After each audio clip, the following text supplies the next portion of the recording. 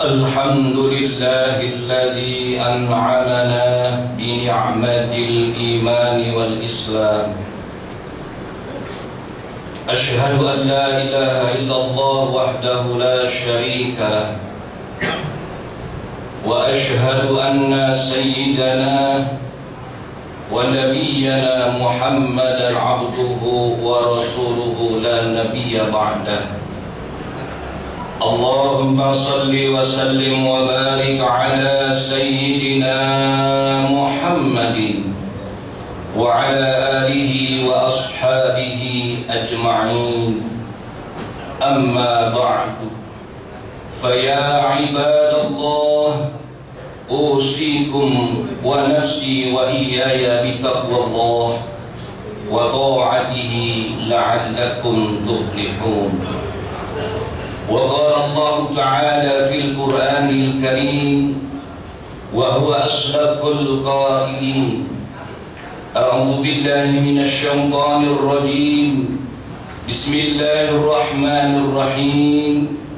يا أيها الذين آمنوا اتقوا الله ولتنظر نفس ما قدمت لغد واتقوا الله إن الله خبير بما تعملون. صدق الله وصدق رسوله النبي الحبيب الكريم، ونحن على ذلك من الشاهدين والشاكرين والحمد لله رب العالمين. Ma'asyiral muslimin, jamaah sidang Jumat Masjid Nikmat yang insyaallah semuanya selalu dalam lindungan Allah Subhanahu wa taala. Tentunya tidak ada untaian kata yang keluar dari lisan dan lubuk hati kita yang paling dalam, melainkan rasa syukur kita kepada Allah Subhanahu wa taala yang senantiasa selalu mencurahkan rahmatnya, maghfirahnya, taufik serta hidayahnya dan inayahnya.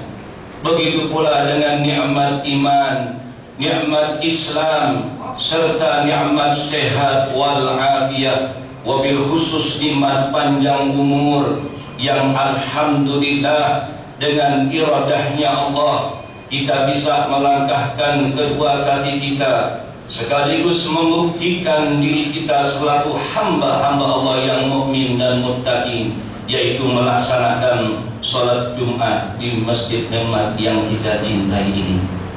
Tentunya doa dan harapan kita mudah-mudahan baik salat Jumat yang telah kita laksanakan dan sedang kita laksanakan ini, serta ibadah-ibadah yang sudah kita lakukan, insyaallah senantiasa diterima oleh Allah Subhanahu wa taala. Amin, amin, amin ya rabbal alamin.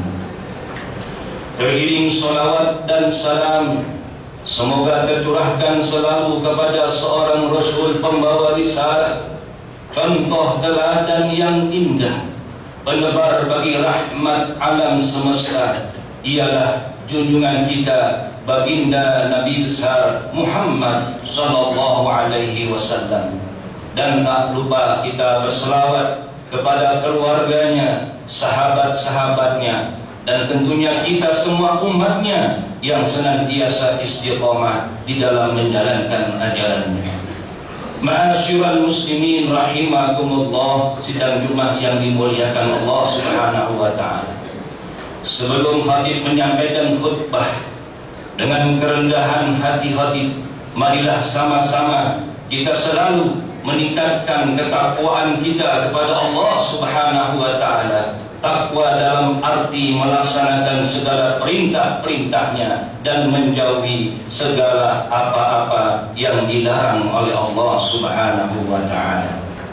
Ma'asyiral muslimin rahimakumullah, tanpa kita sadari, sebentar lagi dan nanti malam insyaallah kita akan memasuki tahun 1436 Hijriah.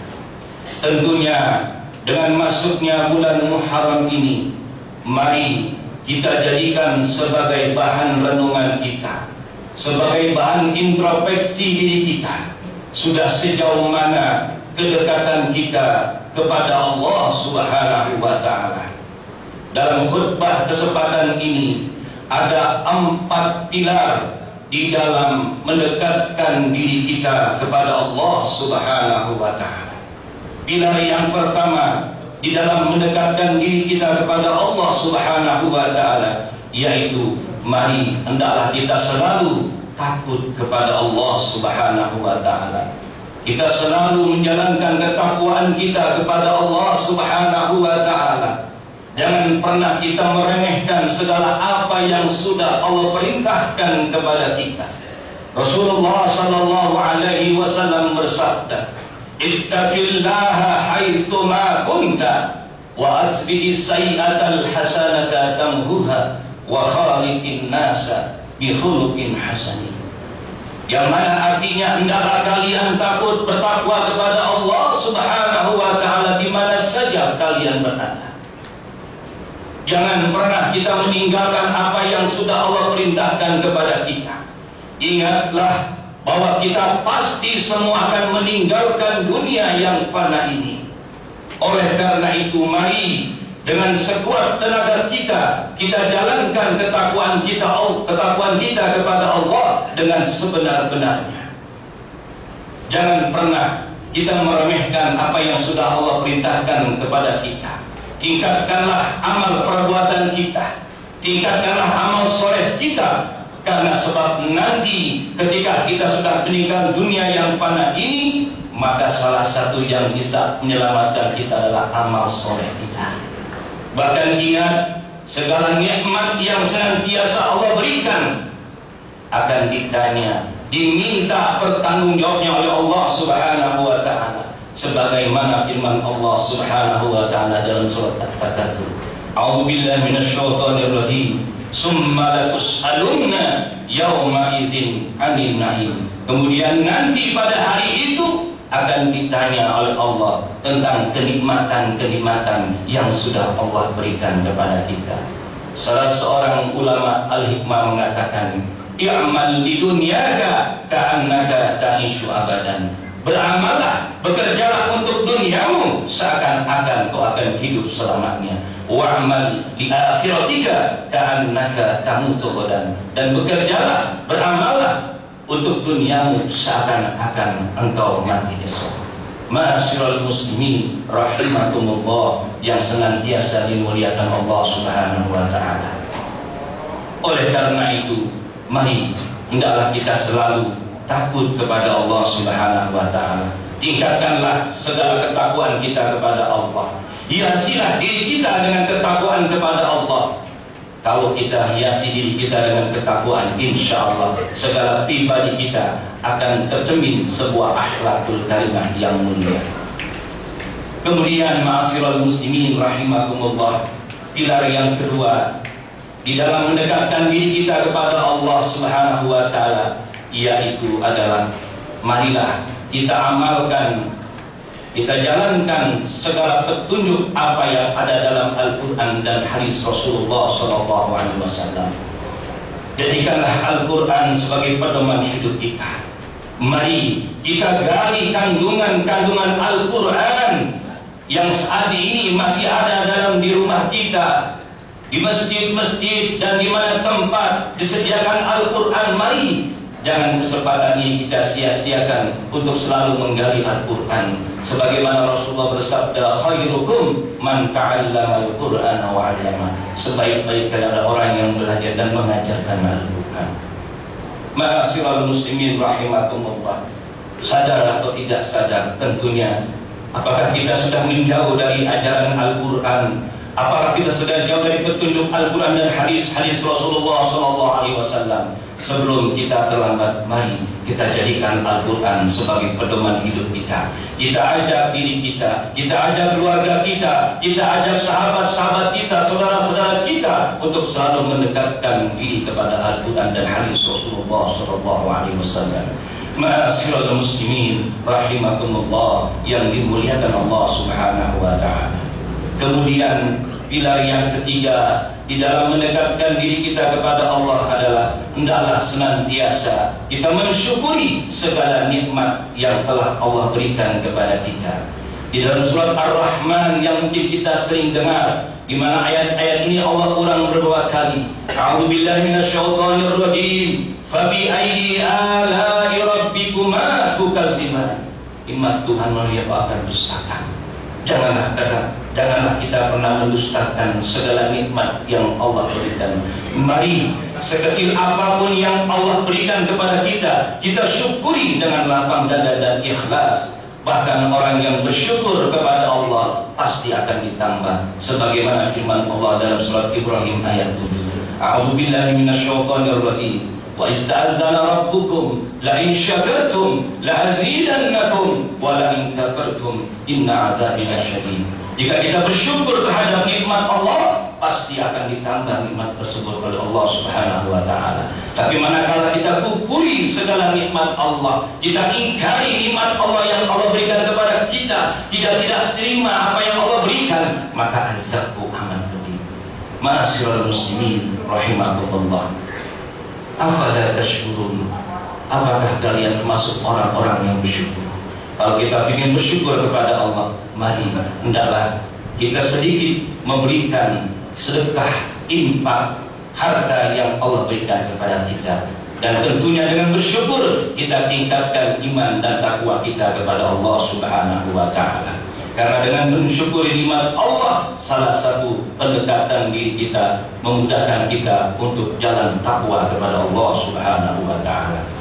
Sebagaimana seorang ulama dari Mesir, Al-Syaikh Hafiz Al-Maqsud, di mana beliau dalam kitab Taisirul Khalaq mengatakan ada 3 jalan untuk memudahkan orang untuk bertakwa kepada Allah. Yang pertama adalah hendaklah kita hinakan diri kita serendah-rendahnya di hadapan Allah Subhanahu wa taala. Jangan sampai kita memiliki sifat sombong, sifat ujub kita dalam jabatan, dalam ilmu, karena di mata Allah kita tidak ada apa-apanya. Oleh karena itu, rendahkan diri kita serendah-rendahnya di hadapan Allah Subhanahu wa taala. Kekayaan yang kita miliki pasti akan lenyap. Jabatan yang kita pegang pun akan kita tinggalkan. Anak-anak yang hebat, yang pintar pun akan kita tinggalkan. Oleh karena itu, dengan kita merendahkan diri kepada Allah, maka akan timbul sifat takwa kita kepada Allah Subhanahu wa taala. Yang kedua adalah mensyukuri segala nikmat Allah. Dan yang ketiga, banyaklah kita untuk mengingat akan kematian. Ma'asyiral muslimin rahimakumullah yang dimuliakan Allah Subhanahu wa taala. Kemudian pilar yang keempat di dalam mendekatkan diri kita kepada Allah Subhanahu wa taala adalah hendaklah kita tingkatkan kualitas takwa kita sebagai bekal kita nanti di akhirat. Sebagaimana dalam pembukaan khutbah pertama tadi, khatib membacakan firman Allah surat Al-Hasr ayat 18. A'udzu billahi minasyaitonir rajim. Ya ayyuhalladzina amanu taqullaha wal tanzur nafsum ma qaddamat lighad wattaqullaha innallaha khabirum bima ta'malun. Hai orang-orang yang beriman, bertakwalah kepada Allah dan hendaklah kalian memperhatikan diri kalian untuk bekal hari besok. Makna ligot adalah akhirat kita. Dan bertakwalah kepada Allah, sesungguhnya Allah Maha mengetahui apa yang kita kerjakan. Ma'asyiral muslimin rahimakumullah. Itulah 4 pilar dalam mendekatkan diri kita kepada Allah. Yang pertama adalah hendaklah kita takut kepada Allah Subhanahu wa taala. Yang kedua, marilah kita jalankan, kita amalkan petunjuk Al-Quran dan hadis-hadis Rasulullah SAW. Yang ketiga adalah senantiasa kita syukuri segala nikmat yang Allah berikan. Yang keempat, meningkatkan kualitas takwa kita sebagai bekal kita nanti di akhirat. Mudah-mudahan Allah panjangkan umur kita, Allah sehatkan badan kita, Allah tetapkan iman dan Islam kita, dan mudah-mudahan kita bisa menjaga diri kita, keluarga kita menjadi keluarga yang soleh dan solehah dunia dan akhirat. Amin. Allahumma ya rabbal alamin. Inna ahsanal kalam wa ballaghan nizam kalamul malikil alam سبحانه يقول وبقوله يهتدي المهتدون. أعوذ بالله من الشيطان الرجيم. والعصر إن الإنسان لفي خسر إلا الذين آمنوا وعملوا الصالحات وتواصوا بالحق وتواصوا بالصبر. بارك الله لي ولكم في القرآن العظيم ونفعني وإياكم بما فيه من آيات والذكر الحكيم وتقبل مني ومنكم جلاله والسميع العليم. أقول قولي هذا وأستغفر الله لي ولكم ولسائر المسلمين والمسلمات والمؤمنين والمؤمنات فاستغفروه إنه هو الغفور الرحيم.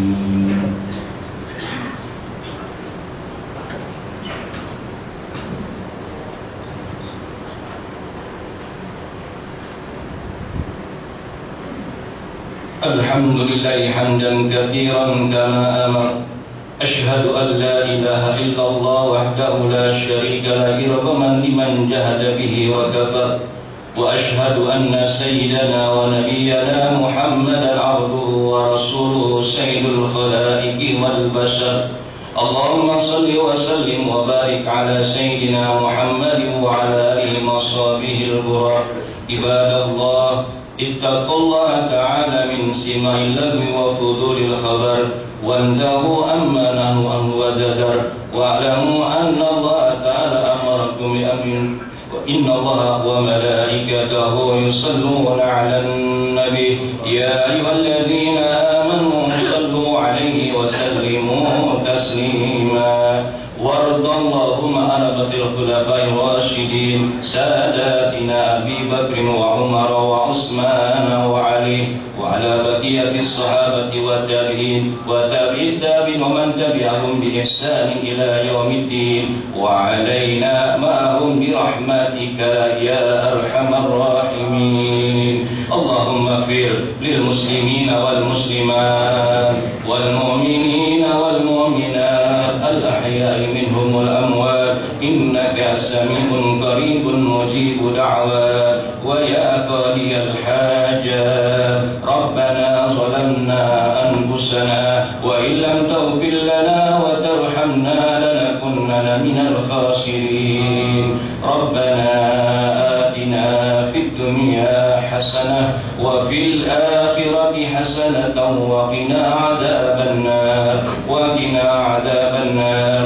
وقنا عذاب النار وأدخلنا الجنة مع الأبرار يا عزيز يا غفار يا رب العالمين. عباد الله إن الله يأمر بالعدل والإحسان وإيتاء ذي القربى وينهى عن الفحشاء والمنكر يعظكم لعلكم تذكرون. فاذكروا رزقكم واذكروا منكم ولذكر الله أكبر.